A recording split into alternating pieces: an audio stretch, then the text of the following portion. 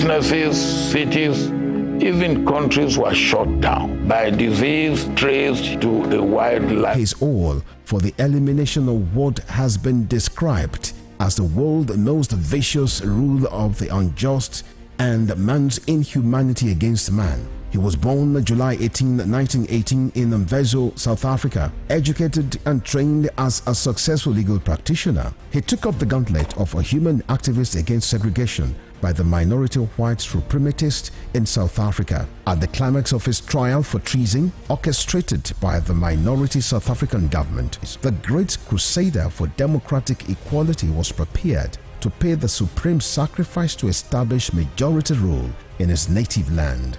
He told white jurists that if achieving freedom for his people was worth his life, he was prepared to die.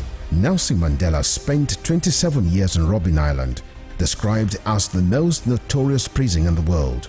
It was from this same prison that he came out as a free man to assume office as South Africa's first black president in 1994. Western Spring Television identifies Nelson Mandela as a watershed character in history.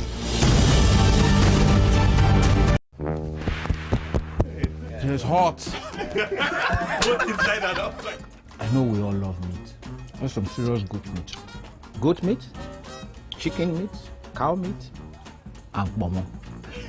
Because some of you think that because I'm doing this advert, I don't eat meat, I eat meat. But not all meat is good for consumption. Pangolins? No. Monkeys? No. Crocodiles? No. Snakes? No. If we continue to eat them, they'll disappear. So please, say no to illegal bushmeat. Because protecting nature protects all of us. All of this? Yes, sir. I ate all of this? Okay. Cut!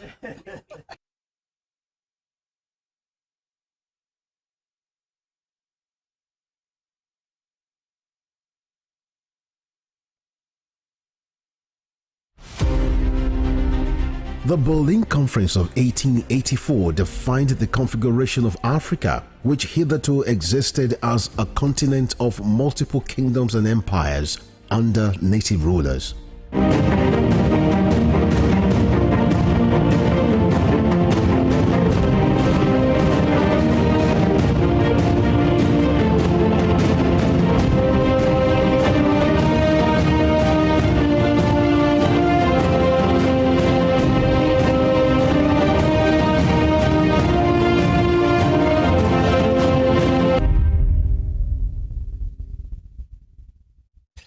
We apologize for starting a little behind schedule. Here are the top stories of the news.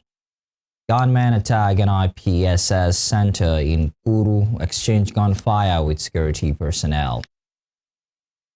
Federal government denies cyber attack on Nigeria Education Management Information System. On the foreign scene, US President Donald Trump says Iran will not have nuclear weapon. Good afternoon and welcome to Spring News at 12 on Western Spring Television. My name is Olufemi Alawi. Gunmen attacked the National Institute for Policy and Strategic Studies (NIPSS) Kuru Niajas early this morning, breaching the institute's perimeter fence and exchanging gunfire with security personnel guarding the facility. The incident reportedly occurred between midnight and 1 o'clock a.m. at the institute, which is widely regarded as Nigeria's foremost policy and strategic studies center. A local source who spoke to newsmen on condition of anonymity for security reasons said the attacker stormed the premises under the cover of darkness, damaged parts of the fence, and engaged security operatives before fleeing the scene. The source claimed that 2 soldiers and a police officer were killed during the attack. However, security authorities have not officially confirmed the reported casualties. The NIPSS, in a statement by its head of public affairs department, Dr. Sime Samuel, acknowledged that a security incident occurred around its premises, but said the situation was quickly brought under control through the intervention of security personnel and relevant agencies. The institute added that investigations were ongoing and said it would be premature to speculate on the nature or outcome of the incident. The politics, the African Democratic Congress ADC has announced the former Rivers State Governor Rotimi Amechi as the running mate to its presidential candidate, former Vice President Atiku Abubakar, for the 2027 general election. It said the decision followed extensive consultations with party leaders, coalition partners, youth and women stakeholders, and representatives of all geopolitical zones. In a statement on Monday, the party explained that the recommendation followed the successful conclusion of its presidential primaries, in which Mr. Amechi emerged as the runner-up, earning widespread support from party members across the federation and demonstrating his enduring appeal as one of Nigeria's most experienced political leaders. The party said the proposed partnership between Atiku and the former transport minister represented more than a political alliance. Here in Osun State, Governor Demola Adeleke says the Federal High Court Abuja order for the Independent National Electoral Commission INEC to deregister ACORD, African Democratic Congress, and 3 other parties cannot stay.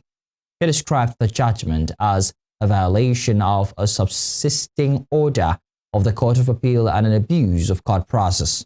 Reacting to the judgment while addressing journalists in Osogbo, the governor said the appellant court had earlier stayed proceedings in the matter until October and expressed surprise that the lower court proceeded to deliver judgment.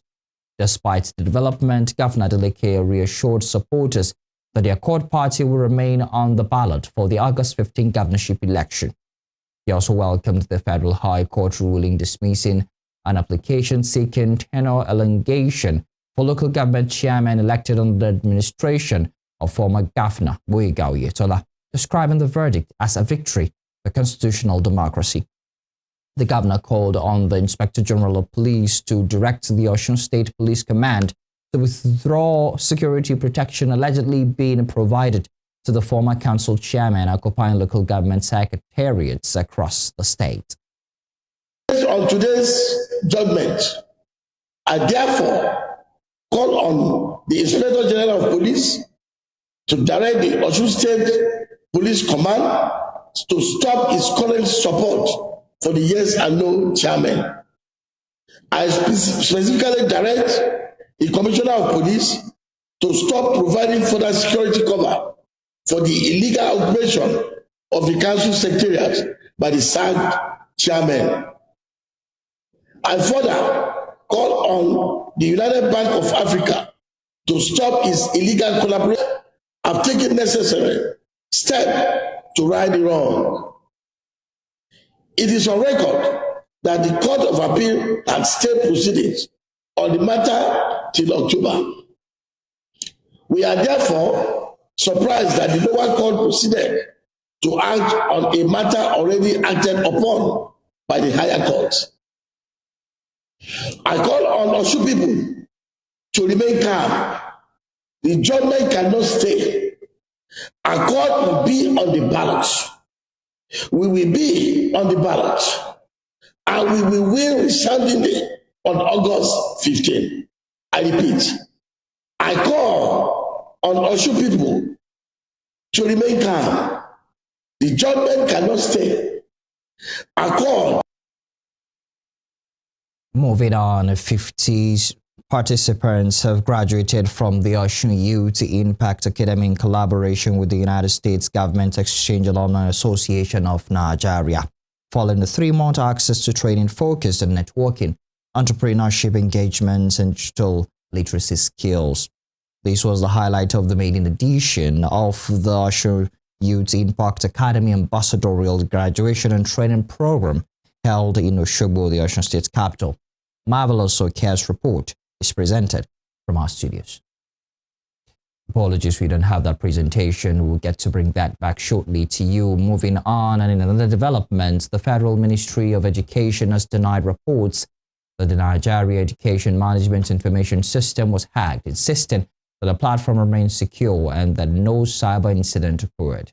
The ministry was reacting to a report which suggested that the education data platform may have been compromised.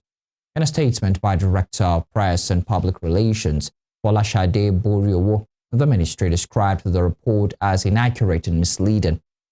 The ministry explained that the temporary warning message seen by some users was caused by an secure socket layer certificate configuration issue at the hosting level rather than any security breach. It added that its technical team worked with the hosting service provider to address the problem immediately after it was detected. The ministry also sought to clarify the nature of browser security warnings, noting that SSL certificate alerts should not be automatically interpreted as evidence of a cyber attack. In the meantime, the Joint Admission and Matriculation Board, JAMB, has announced the release of results for the 2026 Unified Tertiary Matriculation Examination UTME pop-up exercise. JAMB spokesperson Fabian Benjamin, in a statement issued today, said candidates who sought for the examination can now access the results through the board's approved results checking platforms. According to him, the release of the mop-up results marks the completion of the examination process, paving the way for the next phase of admissions. He added that the printing of results slips required for admission processing is expected to commence before the end of the week. The mop-up examination was conducted on June 13 to accommodate candidates who were successfully verified during the main UTME but were unable to sit for the test due to technical challenges, biometric verification problems, or other disruptions to the examination centers. The 2026 UTME was conducted in April with more than 2 million candidates participating in the nationwide examination. You're watching Spring News at 12 on Western Spring Television. We will be right back after this break.